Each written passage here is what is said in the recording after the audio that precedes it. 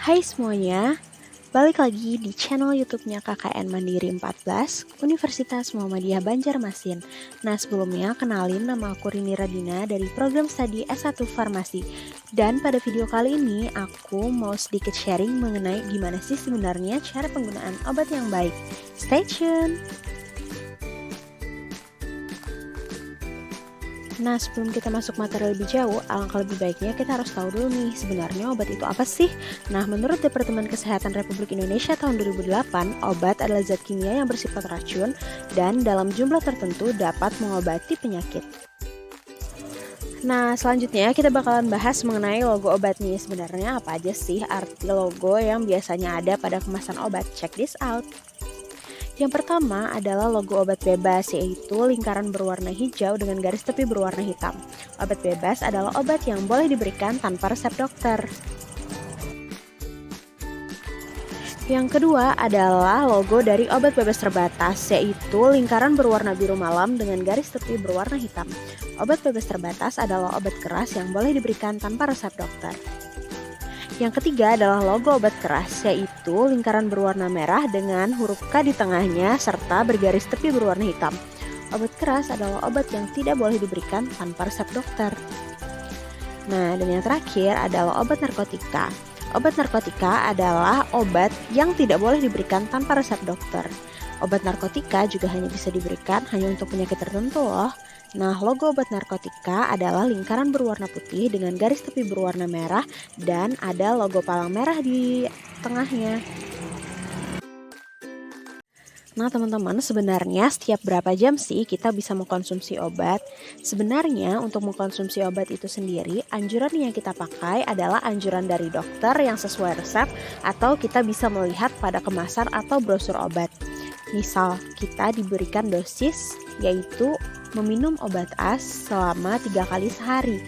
Nah, berarti kita menggunakan rumus 24 jam dibagi 3, maka kita harus meminum obat setiap 8 jam sekali. Begitu juga, misal kita mendapatkan resep obat B yang harus diminum tiap 2 kali sehari, maka perhitungannya adalah 24 jam dibagi 2 kali sehari, yaitu tiap 12 jam sekali.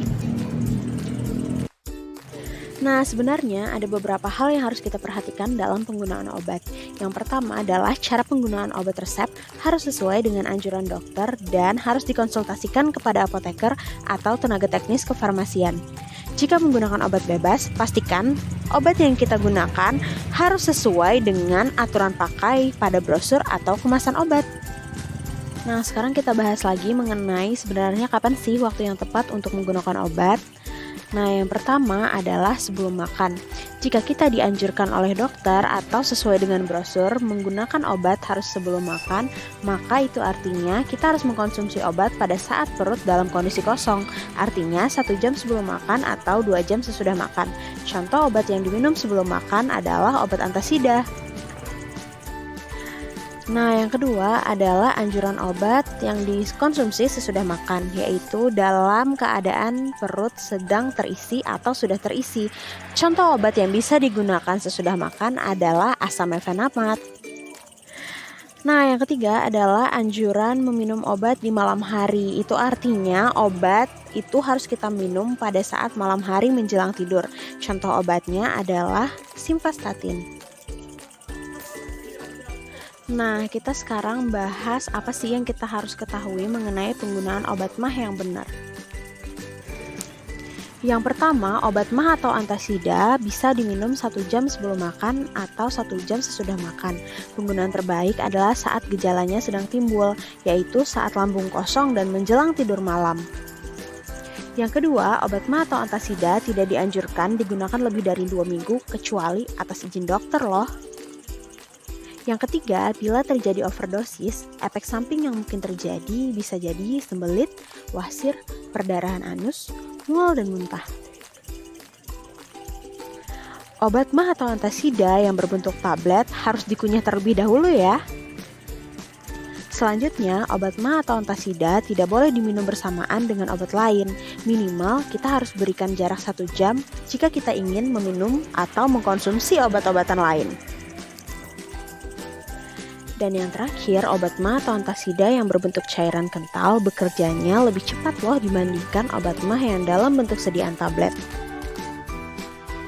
Nah, mungkin itu aja sedikit yang bisa aku sharingkan ke kalian. So, buat kalian yang punya kritikan, masukan ataupun saran, kalian bisa langsung komen di bawah ya. Jangan lupa juga like dan subscribe-nya. Terima kasih. Bye. Assalamualaikum warahmatullahi wabarakatuh.